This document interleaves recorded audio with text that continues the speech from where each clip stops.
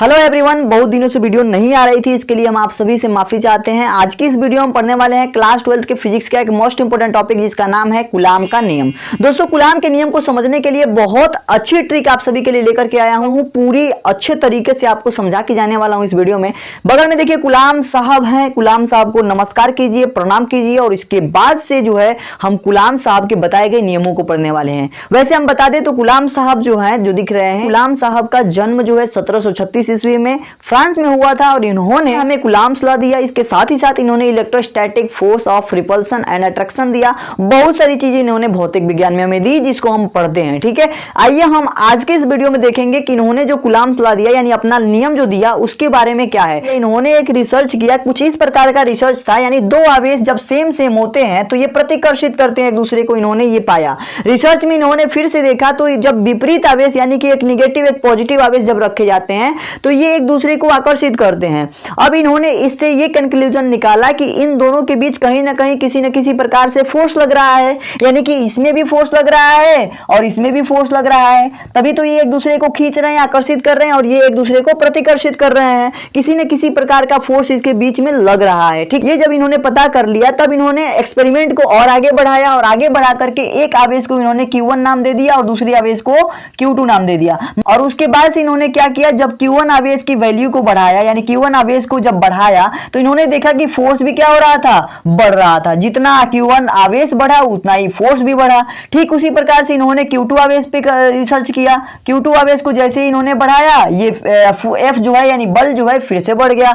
तो इस प्रकार से इन्होंने पाया कि जैसे जैसे आवेशों के मान को बढ़ा रहे हैं उसी तरीके से इसमें बल का मान भी बढ़ रहा है, यानी दोनों आवेशों के बीच लगने वाला बल भी उसी तरह से बढ़ रहा है। तो निष्कर्ष इन्होंने ये निकाला कि F जो होगा ये डायरेक्टली प्रोपोर्शनल होगा Q1 और Q2 के। कहने का मतलब ये दोनों के गुणनफल के समानुपाती होगा, यानी कि Q1 और Q2 दोनों क्या है, समानुपाती हैं इस बल के। ये जो बल है जैसे जैसे बढ़ रहा है वैसे ही Q1 और Q2 आवेश भी बढ़ रहे हैं, इसीलिए इनको एक दूसरे के समानुपाती मान लिया। ठीक है, और उसके बाद इन्होंने देखा कि इनके बीच की कुछ दूरी भी है, कुछ दूरी पर भी ये आवेश रखे गए हैं, तो इनकी दूरी को उन्होंने क्या किया, बढ़ा दिया। दूरी को क्या किया भाई, बढ़ा दिया। दूरी को और चौड़ा किया तब इन्होंने पाया कि ये फोर्स का जो वैल्यू है वो कम हो रहा है, यानी फोर्स क्या हो रहा है, कम हो रहा है। तो फोर्स कम लगने लगा तो इन्होंने कहा कि नहीं नहीं, इसको प्रोपोर्शनल में नहीं रखना है, समानुपाती नहीं कहना है, इसको कहना है व्युत्क्रमानुपाती, इसको इनवर्सली प्रोपोर्शनल कहते हैं। तो प्रोपोर्शनल लगा दिया गया, लेकिन इसमें 1/r² कर दिया गया, यानी कि इनके बीच की दूरी के वर्ग के व्युत्क्रमानुपाती कहा गया। ठीक है,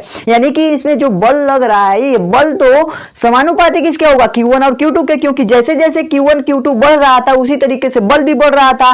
लेकिन जब इन्होंने दूरी को बढ़ाया तो बल का मान घटने लगा और इसलिए इन्होंने कहा कि जो दूरी है वो हमारा प्रोपोर्शनल ना होकर के इनवर्सली प्रोपोर्शनल है, यानी व्युत्क्रमानुपाती है। ठीक है, तो 1/r² से इसको दिखाया और इन दो इक्वेशन से मिलकर के बना एक फार्मूला, बहुत ही इंपॉर्टेंट फार्मूला, जिसकी मदद से आज भी हम न्यूमेरिकल क्वेश्चन एग्जाम में सॉल्व करते हैं। तो दोस्तों ये थी कहानी हमारे कूलाम साहब की। कूलाम साहब अब बगल में लग गए होंगे, कूलाम साहब का दर्शन फिर से कर लीजिए। उसके बाद से आप लोगों को मैं बताऊंगा कि एग्जामिनेशन में आपको कैसे लिखना है ताकि आपको पूरे पूरे अंक मिले। ये तो था लॉजिक आपको समझाने का, ताकि इन्होंने किस तरीके से एक्सपेरिमेंट किया, क्या चीजें हैं, इन चीजों को आप समझ सकें।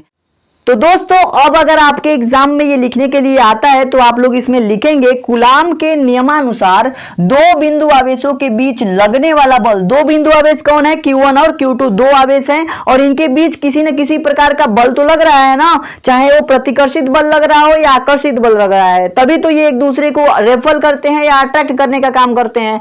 तो इनमें किसी न किसी प्रकार का इनके बीच बल लग रहा होता है और ये जो बल होता है दोनों आवेशों के गुणनफल के अनुक्रमानुपाती होता है। दोस्तों अनुक्रमानुपाती को हम समानुपाती भी कहते हैं और डायरेक्टली प्रोपोर्शनल भी कहते हैं, यानी कि जैसे जैसे बल का मान बढ़ेगा वैसे वैसे हमारे आवेश के मान भी बढ़ेंगे, आवेश का मान बढ़ेगा बल का मान बढ़ेगा। ठीक है, इसे ही हम कहते हैं समानुपाती। तो जैसे जैसे आवेश का मान बढ़ रहा था इसमें उसी तरीके से बल भी इसमें क्या हो रहा था, बढ़ रहा था। तो दोनों आवेशों में सेम यही प्रक्रिया हो रही थी, तो दोनों आवेश जो होंगे किसके प्रोपोर्शनल हो जाएंगे, बल के प्रोपोर्शनल हो जाएंगे। और दूसरी कंडीशन में इन्होंने लिखा कि तथा उनके बीच की जो दूरी का वर्ग होगा वो उनके व्युत्क्रमानुपाती होगा, यानी इसमें जो बल लग रहा है इस बल के व्युत्क्रमानुपाती होगा इसके बीच की दूरी का वर्ग। इसने देखा कि जब इन दोनों आवेशों को दूर किया जा रहा है तो इसमें लगने वाला जो बल है इसकी वैल्यू जो है कम हो रही है, और वैल्यू कम हो रही थी इसीलिए इन्होंने क्या किया, जैसे जैसे दूरी बढ़ा रहे हैं वैल्यू कम हो रही है, जिसे हम इनवर्सली प्रोपोर्शनल या व्युत्क्रमानुपाती कहते हैं। यहाँ पे हमारा आ गया F anti proportional to 1/r²। ठीक है,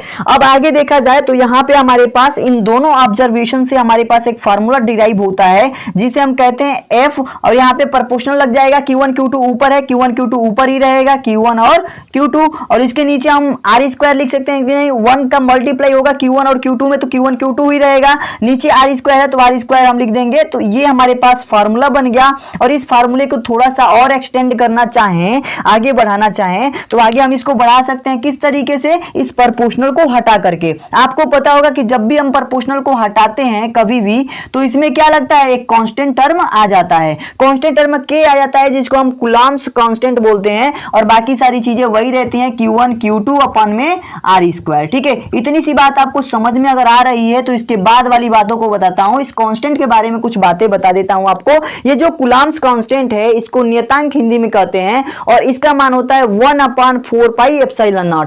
तो अगर हम इसके जगह पे 1/4πε0 रख दें तो कोई प्रॉब्लम होगी? बिल्कुल भी प्रॉब्लम नहीं होगी। चार्ल्स कूलम्ब ने जब एक्सपेरिमेंट किया तो इस K का वैल्यू निकाला 1/4πε0, जिसको न्यूमेरिकल क्वेश्चन में हम 9 × 10⁹ रख करके हम सॉल्व कर रहे होते हैं। 9 × 10⁹ रख के सॉल्व करते हैं तो यहां पे हमारे पास आ जाएगा F = K की जगह पे रख देंगे 1/4πε0, और यहां पे क्या हो जाएगा Q1 और Q2 अपन में क्या हो जाएगा r²। तो ये होता है हमारा actual formula of Coulomb's law. तो यहां से हमारा कूलम्ब्स लॉ का फॉर्मूला निकलता है जिसे हम कूलम्ब्स फोर्स भी कहते हैं। तो कूलम्ब्स फोर्स का यहां से फॉर्मूला हमारे पास डिराइव हो गया, और इस तरीके से हमने इस फॉर्मूले को समझ लिया। आई होप आप सभी को ये सारा चीज समझ में आया होगा, यहां तक की बातों में आपको किसी भी प्रकार की कोई दिक्कत नहीं हुई होगी। थोड़ी सी बातों को और जान लेते हैं तो आप सभी को बता दें 1/4πε0 को तो नियतांक कहते हैं, लेकिन इसमें भी अगर बात करें तो यहाँ पे E0 यानी ε0 है क्या? ε0 है क्या? ε0 है निर्वात की वैद्युतशीलता। निर्वात की वैद्युतशीलता है जिसका मान होता है 8.85। ε0 का मान क्या होता है? 8.85 × 10⁻⁻12 कूलम्ब² प्रति न्यूटन मीटर स्क्वायर। कूलम्ब² प्रति न्यूटन मीटर स्क्वायर होता है इसका यूनिट। आई होप आप सभी को ये सारी चीजें समझ में आ गई होंगी। इसके साथ ही साथ कभी कभी पूछ लेता है कि बताइए ε0 का मात्रक क्या होगा, तो ε0 का मात्रक हमने यहीं पे लिख दिया है कूलम्ब² प्रति न्यूटन मीटर स्क्वायर। और उसके बाद से जो इसमें चीजें हैं जैसे Q1 और Q2 आवेश है, नीचे r² है, बीच की दूरी है, तो उसके बाद से तो इसमें कुछ जानना नहीं है। आई होप आप सभी को ये कूलम्ब का नियम अच्छे से समझ में आया होगा। कूलम्ब के बारे में अगर आप सभी को अच्छे से समझ में आया है तो चैनल को सब्सक्राइब कर दीजिए। वीडियो अगर पसंद आ रही है तो वीडियो को लाइक कर दीजिए। मिलते हैं एक नई वीडियो में। आप कमेंट करके बताइए कि नेक्स्ट टॉपिक आपको कौन सा चाहिए। मिलते हैं नई वीडियो में दोस्तों, तब तक के लिए धन्यवाद।